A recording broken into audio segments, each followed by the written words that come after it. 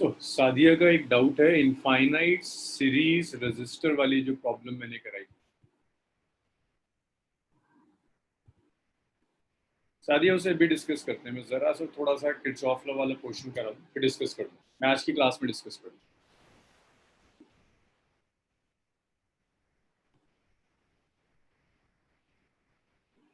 Wheatstone bridge.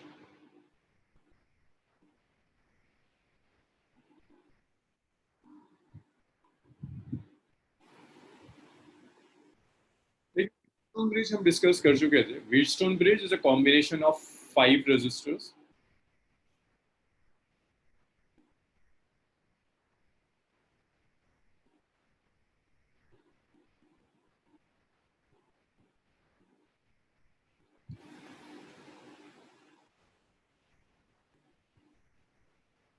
और इस combination की खासियत यह है कि इसमें न तो कोई रजिस्टर सीरीज में होगा, न कोई रजिस्टर पैरेलल में होगा। This is R1, this is R2, this is R3, this is R4 and this is R5।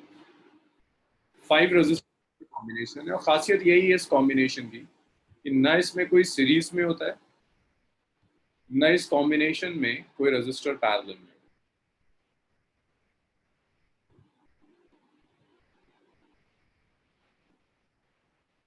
और आपने इसको एक सेल से कनेक्ट कर दिया। अब इस व्हीटस्टोन ब्रिज में एक कंडीशन होती है, this is known as balancing condition.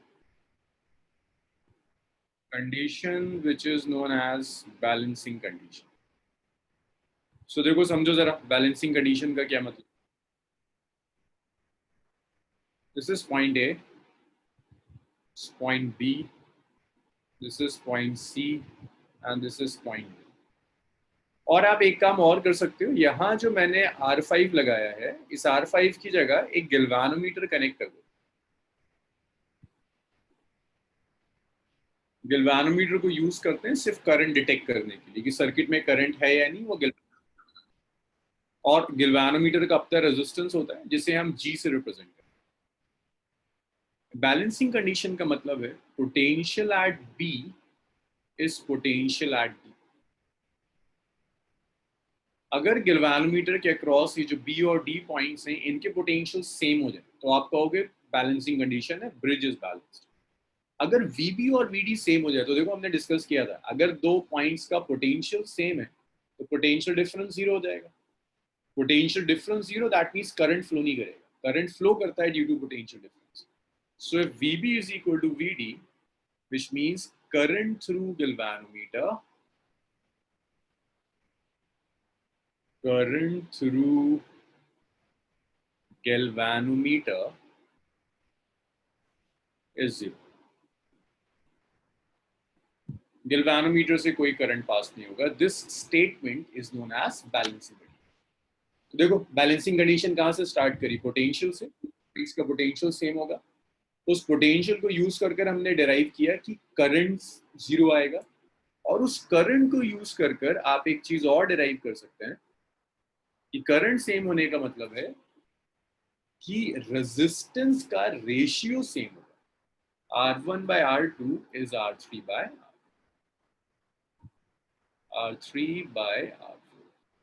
सो कई लोग सिर्फ इसी को बैलेंसिंग कंडीशन समझते हैं। बैलेंसिंग कंडीशन यहां से आ रही है कि B और D पॉइंट का पोटेंशियल सेम होगा। जब उसे करंट में कन्वर्ट करोगे तो करंट जीरो गैल्वेनोमीटर से, उसे जब रेजिस्टेंस में कन्वर्ट करोगे that means R1/R2 is R3/R। अब आपसे कहता है कि इस कंडीशन को प्रूफ कर दो। प्रूफ कर दो कि R1/R2 और R3/R4 का रेशियो इक्वल। कब इक्वल है? जब करंट जीरो जा रहा है या VB is equal to VD। तो उसके लिए आप क्या करेंगे? बड़ा सीधा सा है, यहां तक आपने कुछ करंट लिया I। ये डिवीजन हमने लास्ट क्लास में भी किया था। करंट दो पार्ट्स में डिवाइड हो जाएगा। यहाँ कुछ करंट जाएगा I1, यहाँ बचा हुआ करंट जाएगा I-I1। यहाँ तक I1 आया। I1 दो पार्ट्स में डिवाइड होगा। गैल्वेनोमीटर में कुछ करंट चला गया IG, जो बच गया उससे मैं I-IG कर, ये यहाँ तक आया और यहाँ तक IG मिला। भाई अगर कहीं डाउट है तो मुझे बीच में ही बता देना। मैं एक्सपेक्ट करके चल रहा हूँ कि संडे मैंने आपको किरचॉफ लॉ की प्रॉब्लम्स करा दी नहीं, इसमें परेशानी नहीं आनी चाहिए। तो सिंपल सी कैलकुलेशन, I1 माइनस आई जी होगा, राइट, I1 माइनस आई जी। तो यहाँ से I माइनस I1 आया, ऊपर से आई जी आया, कंबाइन होने के बाद ये I माइनस I1 प्लस आई जी, ये यहाँ तक आया, कंबाइन होकर दोबारा से करंट आई होगा। आपको just R1 R2 R3 R4 में रेशियो चाहिए, लूप्स यूज कर लीजिए, केवीएल यूज करते हैं। पहले मैं ये लूप यूज कर रहा हूँ ABD। जब इस लूप में आप ऐसे घूम जाओ, क्लॉकवाइज घूम जाओ, A से B जा रहे हो आप करंट की डायरेक्शन में, so that's minus of I1 R1। B से D डाउनवर्ड्स आ रहे हैं करंट की डायरेक्शन में, so it's minus of IG into G. Galvanometer का जो रेजिस्टेंस होता है that's capital G is the resistance of galvanometer. उसके बाद D से A चले जाओ, करंट की ऑपोजिट डायरेक्शन में जा रहे हैं, तो that will be plus I minus I1 multiplied by R3 which is equal to 0. So bridge अगर बैलेंस्ड है, अगर ये ब्रिज बैलेंस्ड है, इसका मतलब होता है कि IG जीरो हो जाए। IG जीरो होने का मतलब है minus I1 R1 plus I minus I1 multiplied by R3 is zero. और इसे आप लिख सकते हैं कि I minus I1 multiplied by R3 is I1 R1, that is equation number 1, that's first equation। इसके बाद आप दूसरा लूप ले लो, KVL आपको यूज करना है, KVL इन BCDB। इसमें आप घूम लो, जब आप BCDB में घूमोगे, B से C जा रहे हो, तो it's minus of I1 minus IG into R2। फिर आप C से D जा रहे हो करंट के ऑपोजिट डायरेक्शन में, plus I minus I1 plus IG multiplied bye R4। फिर आप D से B जा रहे हैं, फिर करंट की ऑपोजिट डायरेक्शन में, so plus IG multiplied by G is equal to 0। Again bridge balanced है, इसका मतलब IG जीरो होना चाहिए, जीरो रख दीजिए। सो it's minus of I1 R2 plus I minus I1 into R4, ये तो जीरो हो गया, विच इज इक्वल टू 0। तो यहाँ आप ऐसे लिख सकते हो कि I minus I1 into R4 is I1 R2, that is equation। सिर्फ मैंने IG की वैल्यू जीरो सब्स्टिट्यूट कर दी, बैलेंसिंग कंडीशन डराइव करनी है। अब इतना कर लो कि डिवाइड कर दो 1 और 2। तो जब आप 1 और 2 को डिवाइड करेंगे, सो this is I minus I1 multiplied by R3 is I1 R1 divided by I minus I1 multiplied by R4 is I1 R2। I1 से I1 गया, I minus I1 से I minus I1 कैंसिल हुआ, so this is R3 by R4 equal to R1 by R।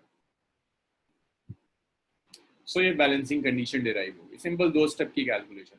एक ABDA loop के लिए आपने equation लिखी, BCDA के लिए लिखी, दोनों इक्वेशंस में ये फैक्ट यूज कर लिया कि फिर ब्रिज इज बैलेंस्ड, तो इस गिल्वानोमीटर से कोई करंट पास नहीं। इतना लिख लीजिए, फिर आगे बढ़ो।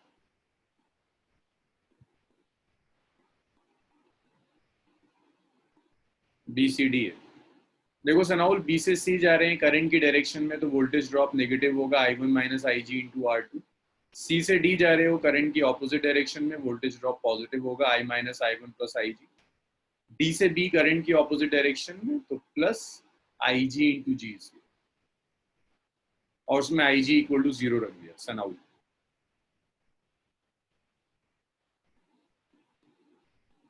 खदीजा, अगर ब्रिज बैलेंस है, आप बैलेंसिंग कंडीशन डिराइव कर रहे हो, ब्रिज बैलेंस होने का मतलब होता है बी और डी पॉइंट का पोटेंशियल सेम है। बी और डी पॉइंट का अगर पोटेंशियल सेम है, दैट मींस पोटेंशियल अगर सेम हो गया तो कोई करंट पास नहीं करेगा। इसी को मैं कह रहा हूँ आई जी इक्वल टू सी, ये जो स्टेटमेंट यहाँ लिखा है। अच्छा, वो नेगेटिव साइन नहीं है यार, वो तो नेगेटिव साइन।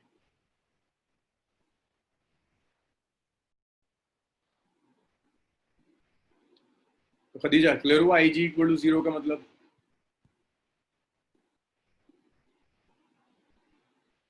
जल्दी जल्दी लिखो इसे, आज तो खत्म करते हैं बहुत सारी। बस कोशिश करेंगे इस वीक में करंट वाइंड अप कर दें, मैग्नेटिक स्टार्ट करें।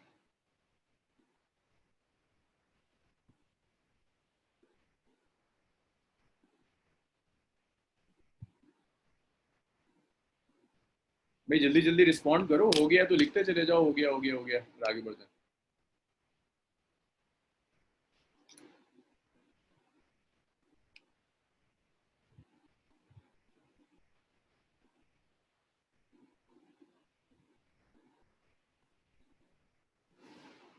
चलो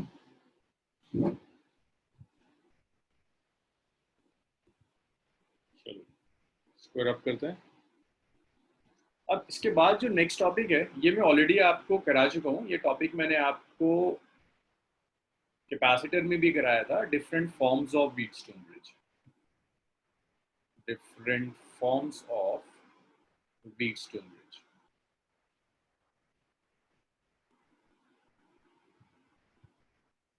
बस मैं नोट्स इनकम्प्लीट नहीं रखना चाहता, इसीलिए टॉपिक दोबारा से करा दूँ।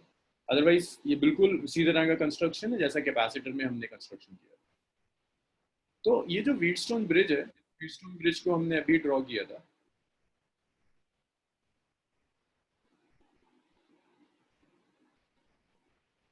5 रेजिस्टर्स का कॉम्बिनेशन। इसको आप कई तरह से बना सकते हो। बस वायर को थोड़ा फोल्ड कर दो, थोड़ा घुमा फिरा दो, तो ये कई फॉर्म्स में आ जाता है। R1, R2, R3, R4, R5। तो देखिए एक पर्टिकुलर फॉर्म ये हो सकती है, ये तो जनरल फॉर्म है। दूसरा ऐसा हो सकता है कि सबको स्ट्रेट कर दो, जब आप सबको स्ट्रेट कर दोगे तो ऐसा दिखने लगेगा। पॉइंट्स के नाम याद रखिएगा बस। दिस इज पॉइंट ए, ये जस्ट रिपीटेशन है।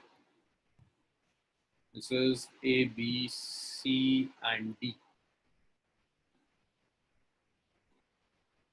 So this is point A, this is point B, this is point C, and this is point B। और D के बीच में भी आपने एक रजिस्टर कनेक्ट कर दिया,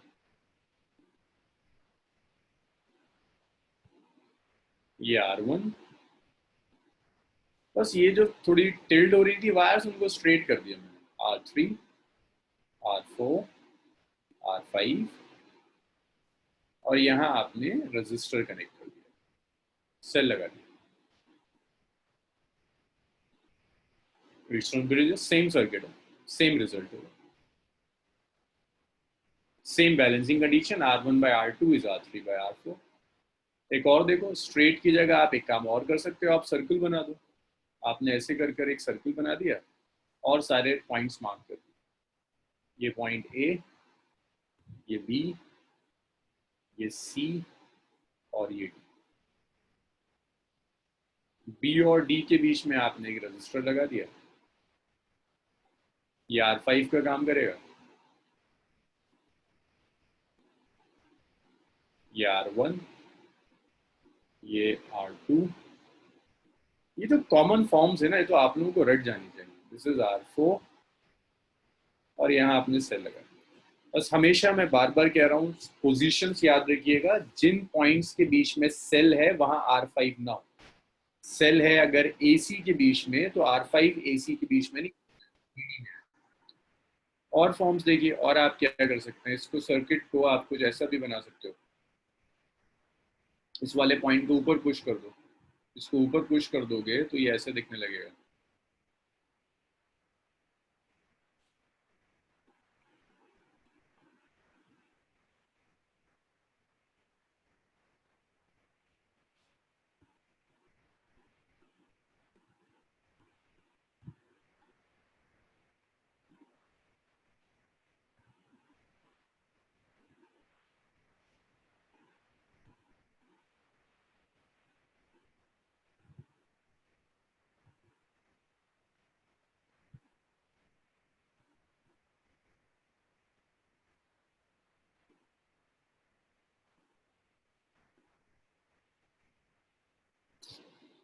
ऐसे आपने कनेक्ट कर।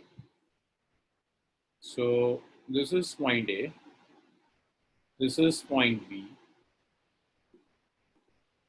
point C, point सेम कहानी है, बस इस पॉइंट को आपने डी पॉइंट को जरा सा ऊपर पुश कर, ये फोर्स से। और आप इसको और तरह से बना सकते हैं, आप इसे ऐसे भी बना सकते हो। बस यार यहाँ मेरी जरा हेल्प करना, कहाँ कौन सा रजिस्टर आएगा ना बताते हुए चलना। ये आ गया,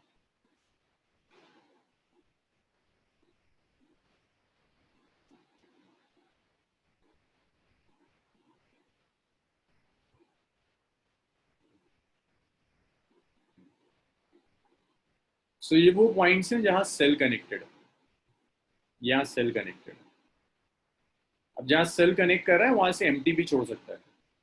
this is D, this is B, this is A. Cell कहाँ कनेक्टेड होता है? ए और सी के बीच में ना, तो ये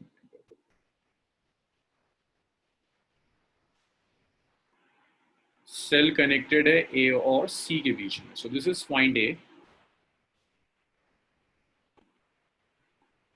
this is point C. A और सी के बीच में, इन बिटवीन ए एंड सी मैंने सेल कनेक्ट कर दिया। इस पॉइंट का नाम हो जाएगा, ये बी हो जाएगा,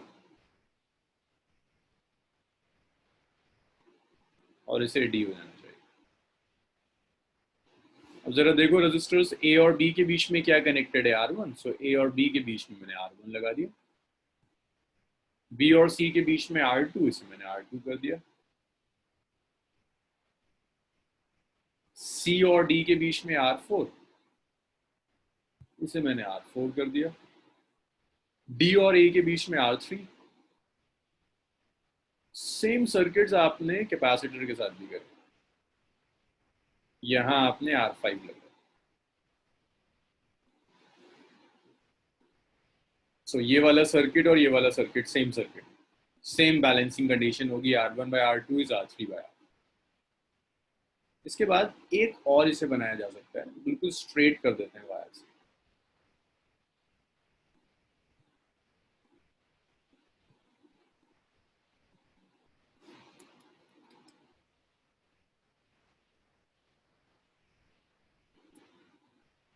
तो देखिए स्ट्रेट कर कर कैसे बना सकते हैं। 3 कैपेसिटर्स तो मैंने ये ले लिया,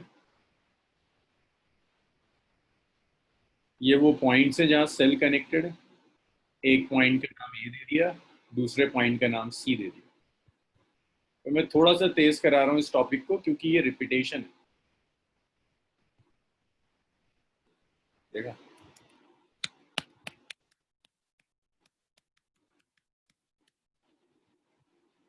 रजिस्टर लगा। सो ये रजिस्टर यहाँ कनेक्ट कर दिया और ये रजिस्टर मैंने यहाँ कनेक्ट कर दिया। This is point A, this is point C, it's,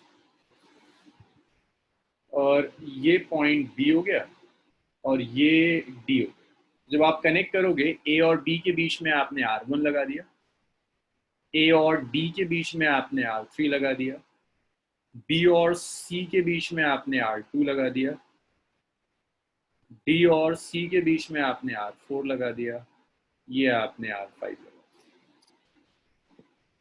तो ये सारे सर्किट, ये 6 के 6 सर्किट सेम। अब ऐसा कुछ भी कर सकता है, कहीं भी बना सकता है। तो देखो चेक करने का तरीका है, पहले आप ये चेक किया करो कि 5 रजिस्टर्स होने चाहिए जो ना सीरीज में है ना पैरेलल में। 5 होने चाहिए जहां ना सीरीज हो ना पैरेलल। देखो अगर ऐसे 6 लगा दिए ना, तो इन दोनों को तो कंबाइन कर कर एक बना सकते। तो जब व्हीटस्टोन ब्रिज होगा तो 5 ऐसे रजिस्टर्स होंगे जो ना सीरीज में होंगे ना पैरेलल में। फिर तुम्हें यह देखना है कि जिस आर्म में एक 5th रजिस्टर कनेक्टेड है वहां सेल नहीं होना चाहिए। फिर उसको इससे कंपेयर करने की कोशिश करो, जो भी तुम्हें सर्किट दिया हुआ उसको इससे कंपेयर करने की कोशिश। ये 6 तो बस मुझे आए हुए हैं तो मैंने बनाकर दिखा दिया, लेकिन ये बना कुछ भी सकता है, किसी भी तरह से इसे कंबाइन कर सकते। इतना लिख लीजिए, जल्दी से लिख लो, आज तो बहुत कुछ कंप्लीट करना है।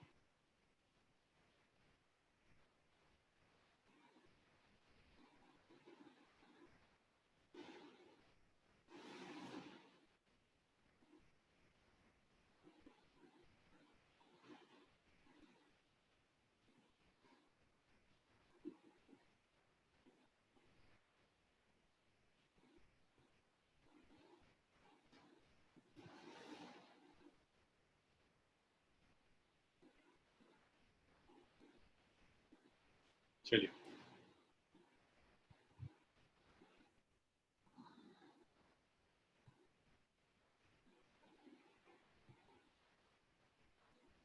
अबे सनाउ, temperature dependence of resistance, temperature के साथ रेजिस्टेंस कैसे वेरी करता है? सनाउ, ये कुछ याद आ रहा है?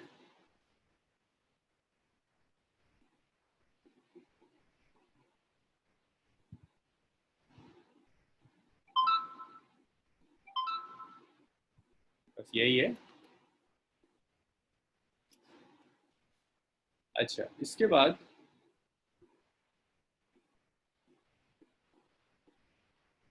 Different forms of Wheatstone bridge के बाद अब सर्किट एनालिसिस के कुछ मेथड्स और आपको सीखने हैं। मेन जो मेथड है that is Kirchhoff law.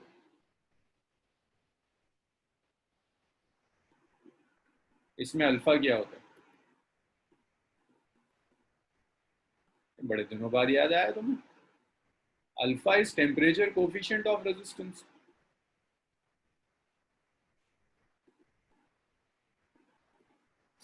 Her material के लिए टेम्परेचर के साथ वेरिएशन अलग होता है। वेरिएशन एग्जैक्टली होगा क्या, वो ये अल्फा डिसाइड करता है। तो alpha is temperature coefficient of resistance. ये बताता है कि मटेरियल के साथ टेम्परेचर, अलग अलग मटेरियल्स में जब टेम्परेचर वेरी करोगे तो रेजिस्टेंस कैसे वेरी करेगा। सनाउल, इस पर और कोई क्वेश्चन है तो अभी पूछ लो, ना फिर मैं रब करूंगा।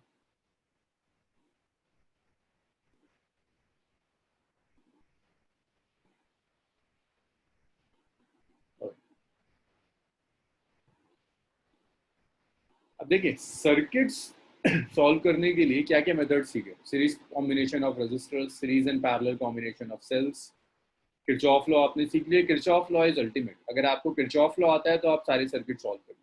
अब कुछ शॉर्टकट टेक्निक्स हैं। अभी शॉर्टकट टेक्निक्स हैं जो मैं सर्किट अब आपको दे रहा हूँ, वो आप किरचॉफ लॉ से भी सॉल्व कर सकते हैं। लेकिन देखिए, जैसे एक प्रिंसिपल होता है, ये शॉर्टकट टेक्निक्स हैं जहाँ कुछ सर्किट सिंप्लीफाई हो जाता है। वैसे मैं आपको रिकमेंड करूंगा कि ये टेक्निक्स ना यूज, आप किरचॉफ लॉ ही यूज करो, लेकिन चूंकि सिलेबस में है तो मैं सिखा देता हूँ। कोई एक लॉ पर मास्टरी कर लो, काम हो जाता है। जैसे सुपरपोजिशन प्रिंसिपल में एक एग्जाम्पल के थ्रू समझो सुपरपोजिशन प्रिंसिपल। इस एग्जाम्पल के थ्रू सुपरपोजिशन प्रिंसिपल समझ में आएगा।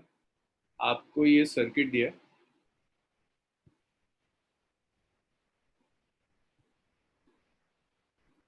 कई सेल्स लगे,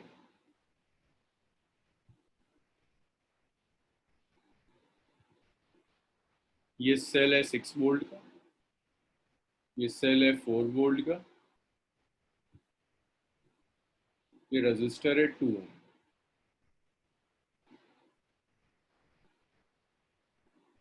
आपको चाहिए current through 2 ohm resistance, current through 2 ohm resistance. अब इसे करने के कई मेथड्स हैं। एक सिंपल मेथड तो ये है कि भाई आप सेल्स का कॉम्बिनेशन ले लो। ये सेल्स कैसे कनेक्टेड है? सीरीज में। तो इन सेल्स को कंबाइन कर कर एक इक्विवेलेंट सेल ले लो। ई इक्विवेलेंट जो होगा यहाँ, दैट इज 6 + 4। ये सीरीज कॉम्बिनेशन में आपको सिखाया था 10 वोल्ट। इसे आपने रजिस्टर से कनेक्ट कर दिया। So this is 10 volt, this is 2 ohm. Circuit में जो करंट फ्लो करेगा दैट्स 10/2 विच इज 5 एम्प।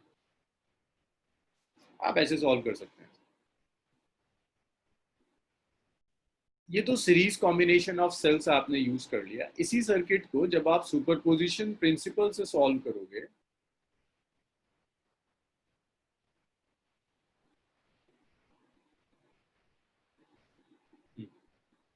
जब आप इसी सर्किट को यूजिंग सुपरपोजिशन प्रिंसिपल सॉल्व करेंगे,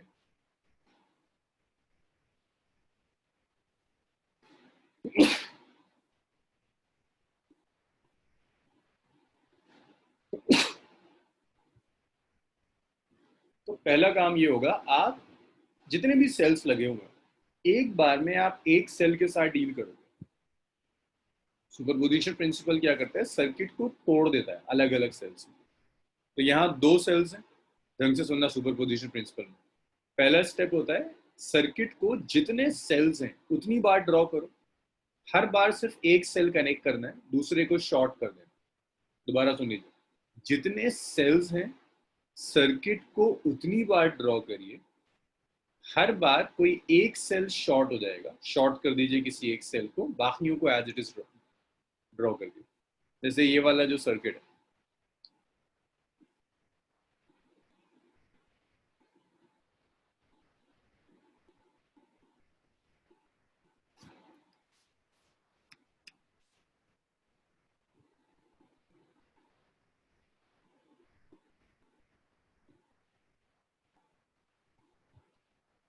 ये जो सर्किट आपको दिया है,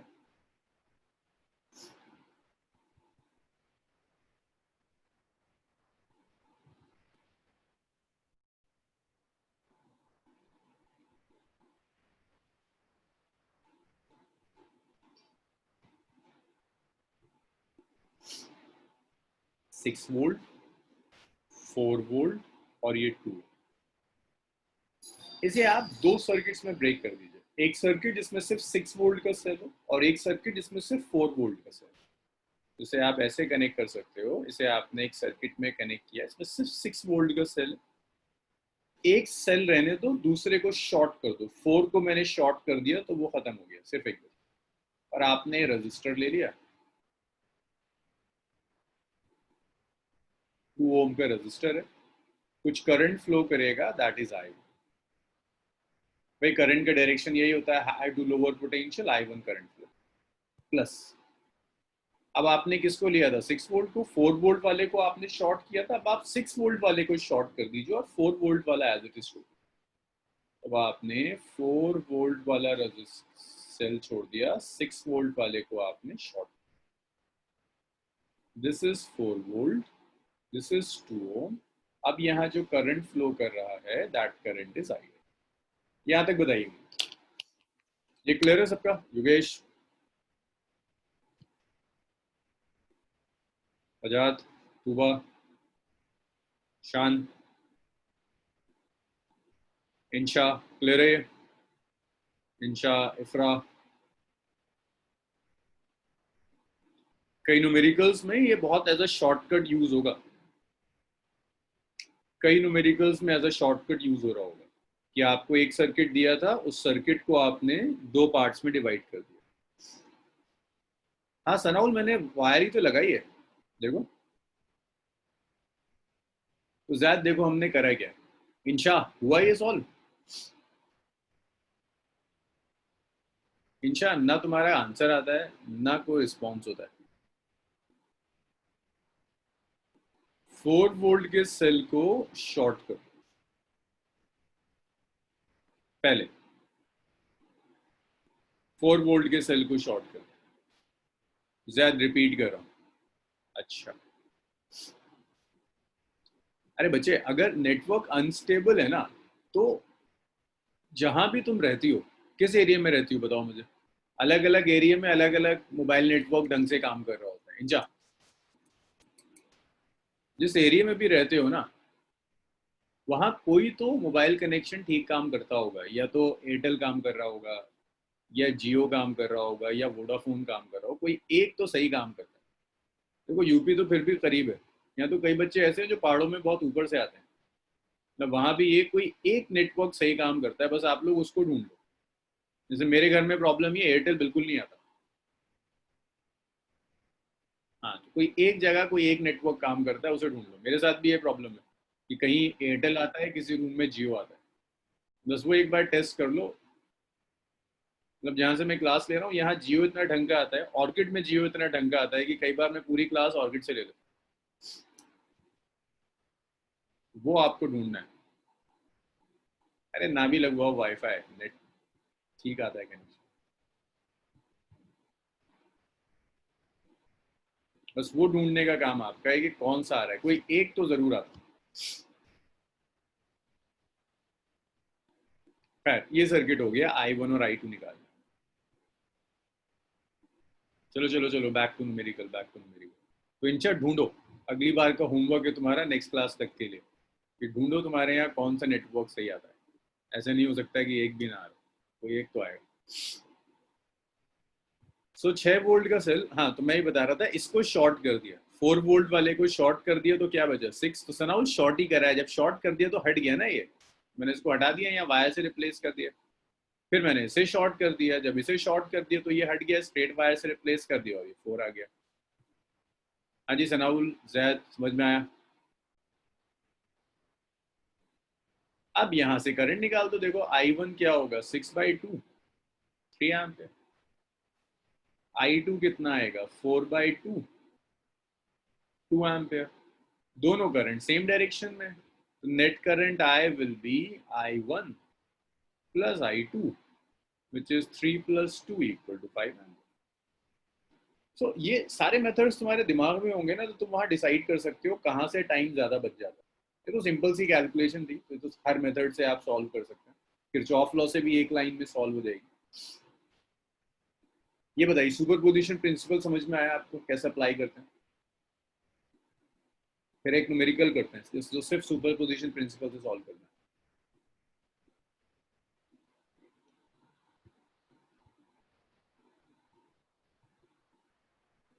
चलिए इतना समझ में आ गया, इसे रब कर दीजिए, इतना लिख लीजिए, रब करते हैं इसको, फिर एक न्यूमेरिकल देखते हैं।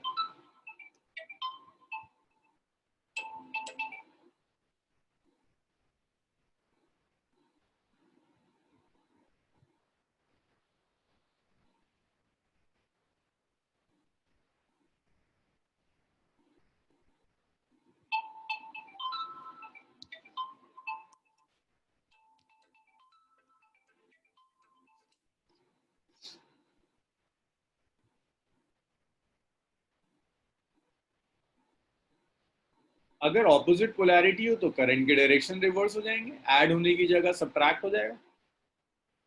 अगर ऑपोजिट पोलैरिटी हो, अच्छा हाँ लिखो दूंगा। सनाउल अगर ऑपोजिट पोलैरिटी होगी ना, तो ऐड करने की जगह करंट सब्ट्रैक्ट हो जाएगा।